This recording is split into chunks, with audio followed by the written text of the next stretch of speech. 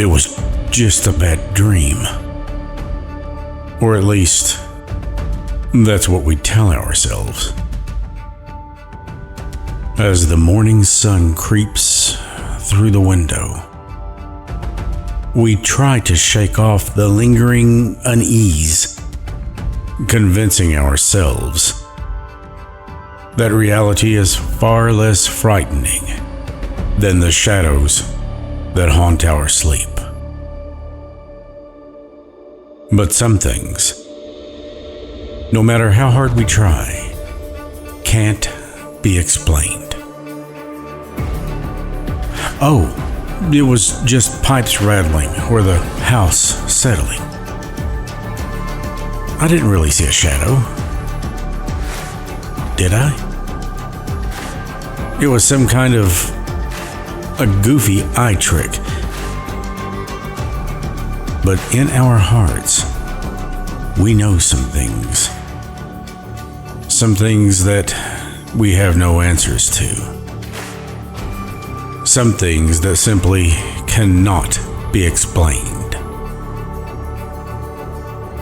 This is the story of a bear, a teddy bear.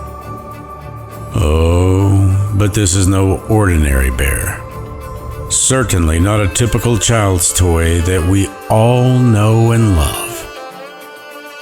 This bear has a history of malevolent acts, terror, and some would say malicious intent. No, it didn't begin this way. Tragedy mixed with extreme emotion is what brought this doll to 606 Paranormal's Stacia Underwood. And now, here she is to tell the story of this seemingly wonderful little fellow.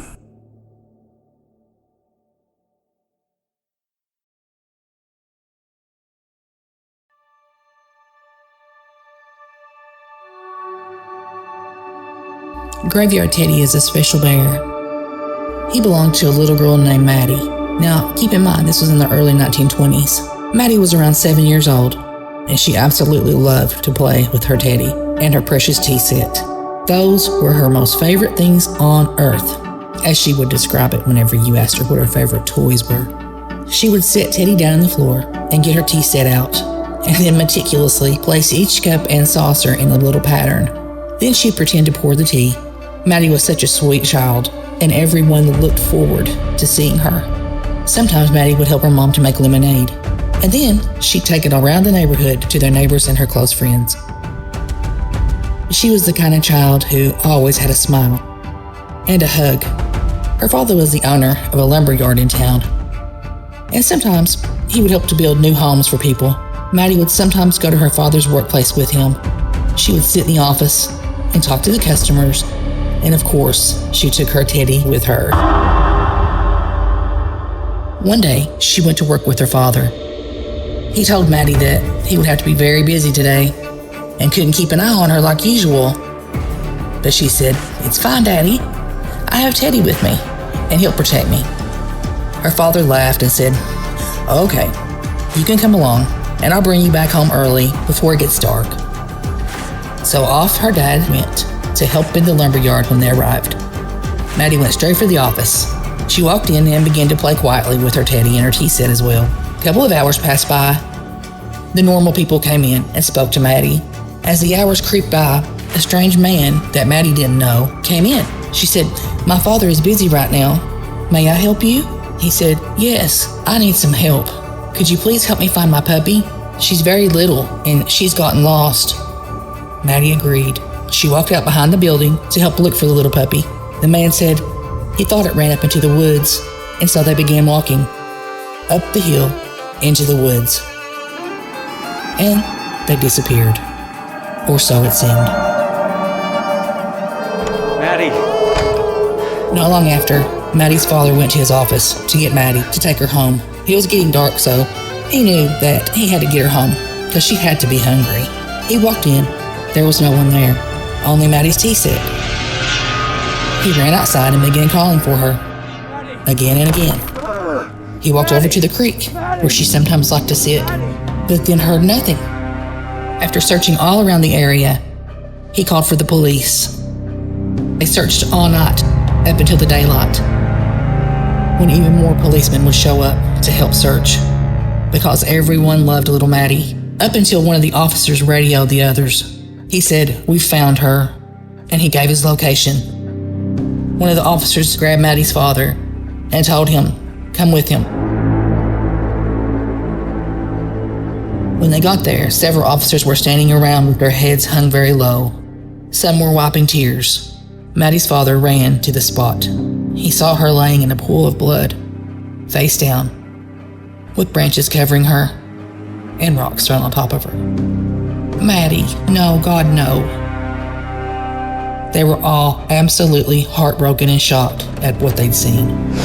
Maddie had been murdered. She had 12 stab wounds. When the coroner pulled her up out of the awful place and put her in the gurney, there was little Teddy, still in her hands. He then took the bear and handed it to Maddie's father. He took it with him and thought at that time he'd just put it in her coffin with her. Her parents held a small service for Maddie at their little church. Maddie's brother took Teddy and placed him into the small white coffin. He'd slipped it under the netting that they had placed over top of her. This is so that the wounds wouldn't show near as much. He then told her, "Sissy, here is your Teddy. He will always be with you, and he'll be here to protect you. I'm sorry that I couldn't." Maddie's parents could barely even stand to be in the church. As they closed the lid, they walked outside to the cemetery. Maddie's parents asked the preacher if they could please open the lid so that they could kiss her forehead one last time. The preacher agreed and opened the lid. Her mother and father cried as they kissed her goodbye, and her father tapped the little Teddy on his nose. "See you around, Ted." The days passed by slowly. It seemed as everyone was just trying to heal from this. Maddie's father came home from work early, and as he got out of the truck, he saw something move out of the corner of his eye. He walked over to Maddie's little swing that he'd fixed her on the tree. And to his surprise, there was Teddy. Ted? How in this world? What? He called for his wife, and she came out in a hurry. He said, "Did you see this?" as he held Teddy standing there in front of her. "No," she said. "I was out here hanging up laundry only minutes ago." "Well, it was right after Will left for school, but there was nothing there. How is this happening?" They picked Teddy up, and they took him in, and they placed him on Maddie's bed. Through the years, he would appear and disappear many times in their little home. Later through the years, he was stored in a tub until Will's great-granddaughter would end up taking him and displaying him at her house. It wasn't long until she found out that he liked to hide, especially from her, and that, my friends, is when she contacted me.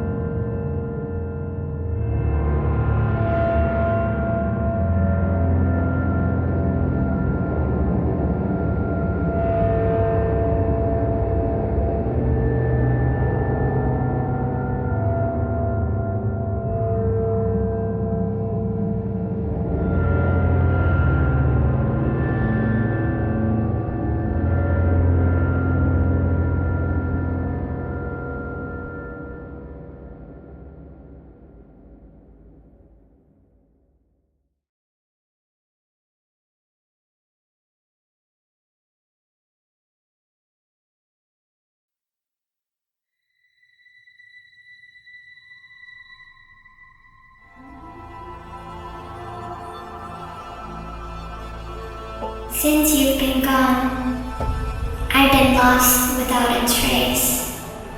I dream at night, I can only see your face. I look around, but it's you I can't replace. I feel so cold, and I long for your